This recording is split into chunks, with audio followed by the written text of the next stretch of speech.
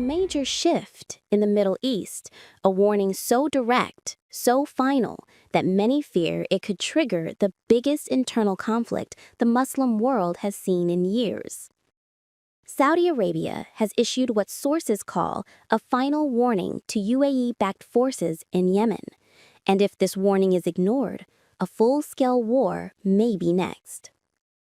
The flashpoint is Hadhramaut, Yemen's largest and most strategic province. On December 9th, a high-level Saudi delegation led by Major General Mohammad Al-Qahtani arrived in the region with a message that left no room for misunderstanding. Al-Qahtani declared, "Hadhramaut is a cornerstone, not a field for conflict.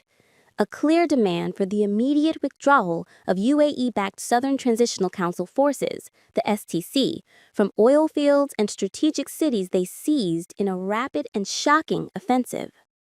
Over just 10 days, the STC, armed and supported by the UAE, swept across southern Yemen, capturing Siyun on December 2nd, seizing Al-Qaeda and the Nishtum port by December 8th, pushing all the way to the Omani border. They took control of the Akla oil facility and by December 9th claimed all 8 governorates of the former South Yemen. The result? The STC now sits on over 70% of Yemen's oil reserves and the entire southern coastline, including the critical Bab el-Mandeb route. And through all of this, Saudi-aligned forces offered barely any resistance, a fact that has triggered rumors. Was there a secret deal, a miscommunication, or has the Saudi-UAE partnership finally cracked open?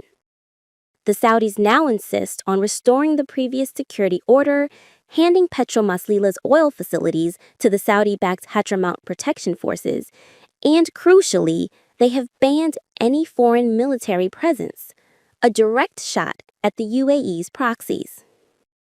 On the ground, the human impact intensifies. Civilians report looting, raids, and mass displacement. In Makalla, crowds shouted, "Out, out, you thieves!" at STC militias. Local tribes call for resistance against what they label invaders. The STC claims it is fighting terrorism and smuggling networks, hoisting the South Yemen flag over government buildings and organizing mass sit-ins. But to Saudi Arabia and the international community, this looks like secession in real time, a return to pre-1990 borders, and a direct threat to Yemen's fragile unity.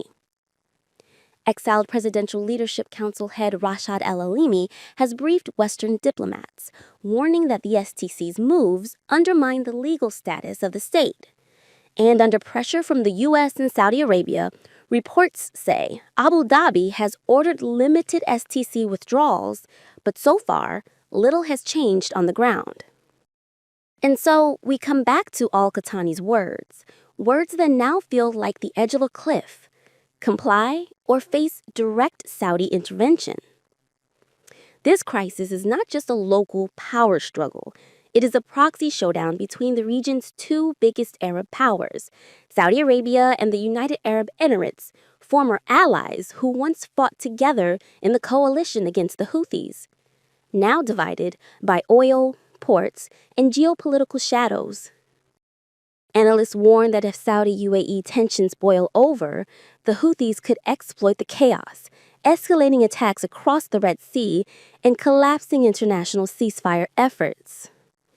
Tonight, Yemen's eastern regions sit on a knife's edge: airspace closures, tribal mobilization, and an entire country bracing for what may come next. Saudi Arabia has made its position unmistakable. The last warning has been issued, and the question now is whether the region steps back from the brink and whether a new devastating war erupts, one that could pull in the entire Muslim world. The flood has not begun, but the last dam is cracking.